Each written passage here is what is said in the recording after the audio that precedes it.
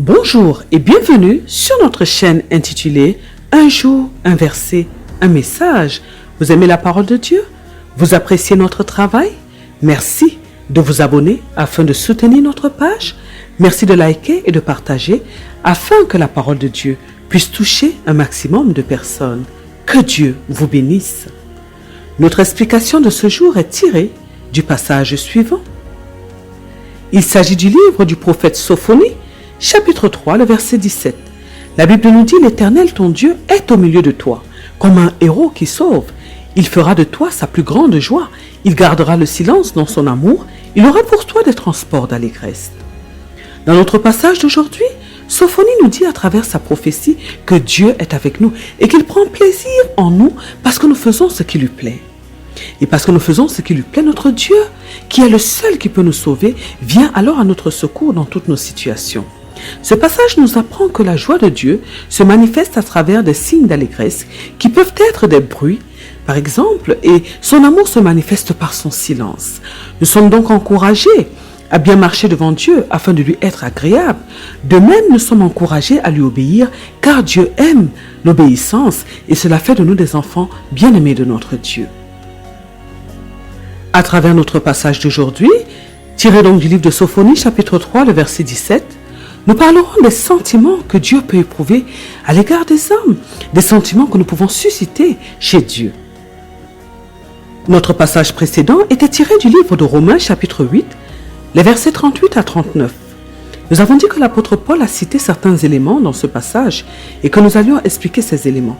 Nous avons vu pourquoi est-ce que l'apôtre Paul nous a dit qu'aucun des éléments, des attributs qu'il a cités qui font partie de la création de Dieu ne peut nous séparer de l'amour de notre Dieu. Qu'aucun de ces éléments qu'il a cités n'a la capacité de nous séparer de l'amour de Dieu.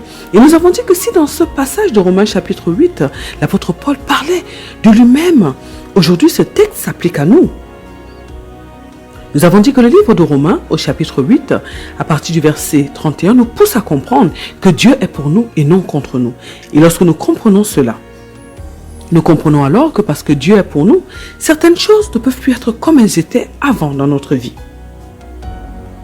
Nous avons dit que l'apôtre Paul nous dit dans un premier temps que nous devons avoir de l'assurance. En effet, si Dieu est pour nous, comme nous dit le livre de Romains chapitre 8, le verset 31, qui peut être contre nous? De même, si Dieu a donné son Fils unique pour nous, qui peut nous toucher? Nous avons dit que nous comprenons alors que désormais, nous devons être remplis d'assurance si nous parvenons à graver ces paroles dans nos cœurs, si nous parvenons à les méditer tous les jours jusqu'à ce qu'elles deviennent une pensée normale pour nous. Et lorsque ce sera le cas, nous serons alors remplis d'une assurance tout au long du reste de tout le reste de notre vie. L'apôtre Paul était rempli d'assurance parce qu'il était très conscient de qui est Dieu. Il était également très conscient des répercussions que le sacrifice de Jésus-Christ à la croix a eu sur sa vie. Et nous aussi, nous sommes invités aujourd'hui à être conscients de cela. Nous avons dit que nous devons marcher avec assurance tous les jours de notre vie. Et c'est cette assurance qui nous permet de dire les phrases suivantes. Ces phrases que l'apôtre Paul déclare dans ce passage. Nous avons dit que l'apôtre Paul nous dit ensuite que ni la mort ni la vie ne peuvent nous séparer de l'amour de Dieu manifesté en Jésus-Christ. Nous avons dit que la mort est le fait que notre esprit soit séparé de Dieu. Le péché est ce qui entraîne la mort dans notre vie. En tant que des chrétiens nés de nouveau, nous n'allons plus connaître la seconde mort qui est la mort de notre âme. Notre corps ira donc sous la terre, mais notre âme qui est en principe agréable à Dieu, notre âme qui fait aujourd'hui la volonté de Dieu, ne mourra pas, mais elle connaîtra la vie éternelle avec Jésus-Christ. Effectivement, en tant que des enfants qui vivent pour Dieu aujourd'hui, en tant que des enfants obéissants à Dieu, nous sommes en permanence sous la couverture spirituelle protectrice de Dieu et la mort ne peut pas nous séparer de Dieu. De plus, Jésus-Christ nous a affranchis de la mort. Il a pris notre place, il est mort à notre place à la croix et nous avons gagné la vie par lui. Nous avons désormais cette vie éternelle que nul ne peut nous arracher. Nous ne pouvons la perdre que si nous décidons de quitter volontairement le chemin de Dieu pour suivre le diable par convoitise des choses du monde, par exemple. Nous avons dit que de même la vie que nous avons, que nous menons sur la terre, ne peut pas nous séparer de Dieu, parce que nous lui appartenons désormais et que tout ce que nous faisons vient de lui et est pour lui. Alors, nous pouvons dire avec assurance que ni la mort ni la vie de ce monde, ni la vie de ce monde ne peuvent nous séparer de l'amour de Dieu manifesté en Jésus-Christ. Nous avons dit que l'apôtre Paul nous dit également que ni les anges ni les dominations ne peuvent nous séparer de l'amour de Dieu en Jésus-Christ. Nous avons dit que nous savons que Dieu nous a fait de peu inférieurs aux anges. C'est la Bible qui nous le dit. Le psalmiste en parle dans le livre des psaumes, psaume chapitre 8. Les anges sont des êtres de lumière très puissants que Dieu a mis à notre service, mais qui prennent leur ordre de Dieu. Et dans le psaume chapitre 8, le roi David est en train de demander à Dieu, qu'est-ce que l'homme pour que Dieu lui donne tant d'importance?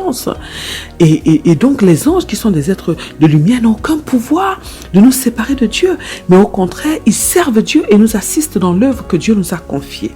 Les dominations, quant à eux, sont des entités du monde des ténèbres qui sont évoquées dans le livre d'Éphésiens chapitre 6. Ce sont des agents du monde des ténèbres qui sont au service du diable.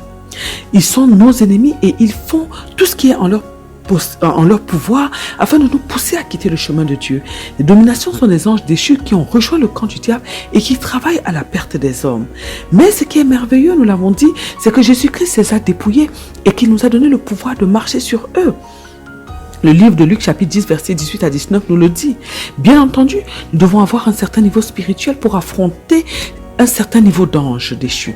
En effet, comme dans le monde de notre Dieu, dans notre royaume, il y a une hiérarchie. De même, dans le monde des ténèbres, il y a également une hiérarchie. Et les dominations sont au-dessus des esprits méchants, par exemple. Notre Dieu nous prépare toujours afin que nous puissions affronter les agents du monde des ténèbres. Et en général, ce sont des hommes qui sont appelés des généraux de Dieu, qui font partie du royaume de notre Père, qui affrontent ce type d'entité. Étant donné que Jésus-Christ donc a dépouillé ces dominations, ces agents des ténèbres, ils ne peuvent donc rien contre nous, sauf si nous-mêmes, comme nous l'avons dit tout à l'heure, nous leur ouvrons la porte à cause de notre péché. Alors nous pouvons donc affirmer avec assurance que ni les anges ni les dominations ne peuvent nous séparer de l'amour de Dieu manifesté en Jésus-Christ. Nous avons aussi dit que l'apôtre Paul nous précise par la suite que ni les choses présentes, ni les choses à venir, ni les puissances ne peuvent nous séparer de l'amour de Dieu. En effet, nous sommes désormais les citoyens du royaume de Dieu et notre vie appartient à Dieu. Nous avons le Saint-Esprit qui nous dirige et qui nous amène à la métamorphose divine. Aussi, nous ne sommes plus dirigés par notre chair, mais par l'Esprit Saint. Ce qui fait que les choses du présent, dans ce monde où nous vivons, ne peuvent pas nous corrompre. Dieu nous prépare chaque jour et il nous donne des directives à suivre, ce qui nous sécurise. Nous avons dit que la puissance est désormais dans la main de notre Dieu et aucune puissance n'est au-dessus de celle de notre Dieu.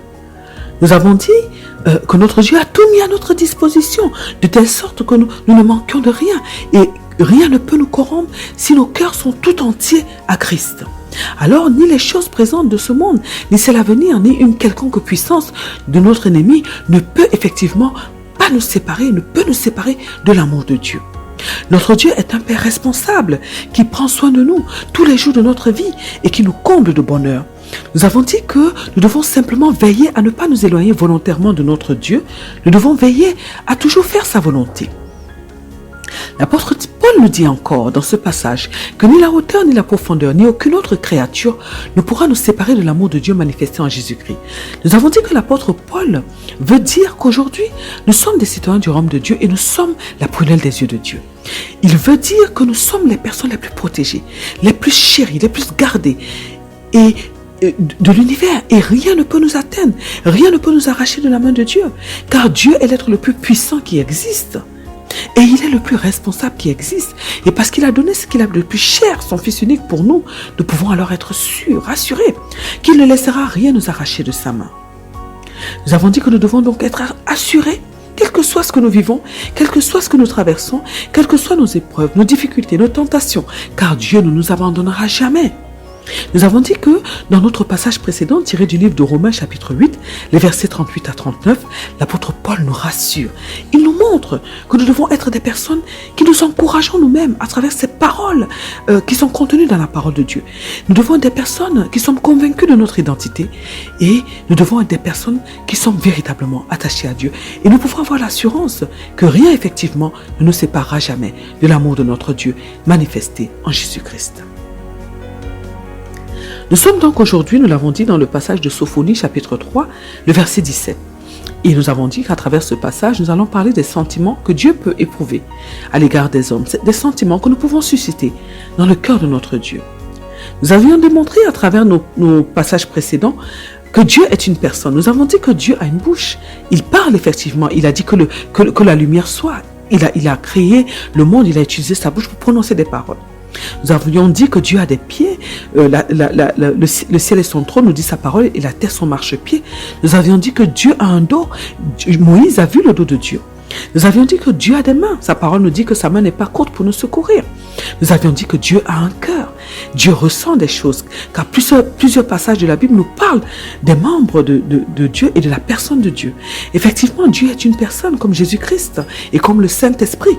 Et les trois sont d'ailleurs la même personne qui joue plusieurs rôles. Étant donc une personne, notre Dieu a des sentiments. Et plusieurs passages de la Bible nous parlent des sentiments que Dieu éprouve vis-à-vis des hommes. La Bible nous dit par exemple que Dieu est lent à la colère et riche en bonté dans le livre de Psaume 86, verset 15. La Bible nous dit encore que notre Dieu est un Dieu jaloux. La Bible nous dit que la joie de l'Éternel est notre force dans le livre de Proverbes. La Bible nous dit aussi de ne pas attrister le Saint-Esprit. La Bible nous parle du cœur de Dieu. Nous comprenons donc que notre Dieu a un cœur et que Dieu ressent, il éprouve, il a des émotions positives et négatives comme nous. Et ça nous prouve une fois encore que nous sommes vraiment faits à son image et selon sa ressemblance. À la différence que Dieu n'est pas dominé par ses sentiments. Il les contrôle et les gère à sa guise, ce qui n'est pas toujours notre cas.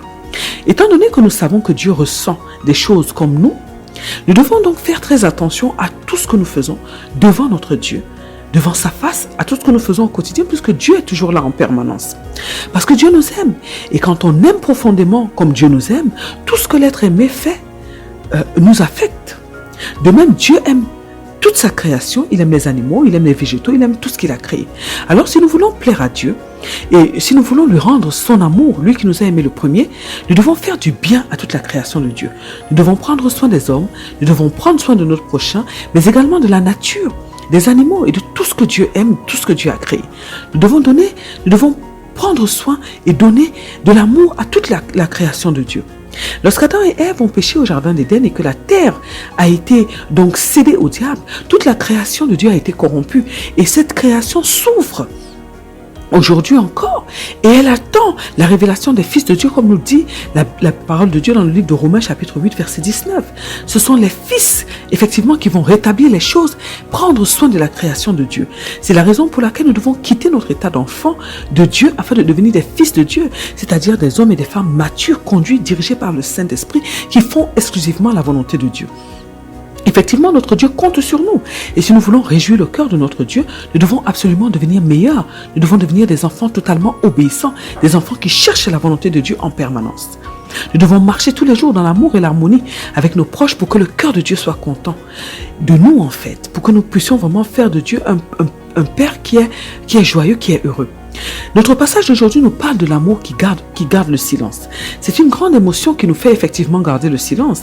Et pour que la Bible nous dise que Dieu garde le silence, ça veut dire que nous avons fait quelque chose qui a profondément ému notre Père, quelque chose qui l'a profondément touché. Et la Bible nous dit qu'il y a de la joie au ciel lorsqu'une âme est sauvée. Alors, plus nous ramenons des âmes à Dieu, et plus Dieu sera ému, et plus il sera touché. Notre passage d'aujourd'hui nous parle des sentiments de Dieu, de la joie et de l'allégresse. Il nous parle de Dieu qui garde le silence dans son amour parce que Dieu est ému. Dieu n'aime pas qu'on fasse du mal à sa création. Dieu veut que nous puissions manifester l'amour. Et lorsque Dieu est face à une personne qui se sacrifie, qui manifeste un grand amour, Dieu est profondément ému. Nous comprenons alors, à travers ce que nous avons dit, que nous devons revenir à Dieu tous les jours et que nous devons ramener des âmes à Dieu tous les jours si nous voulons toucher le cœur de Dieu et lui procurer de la joie.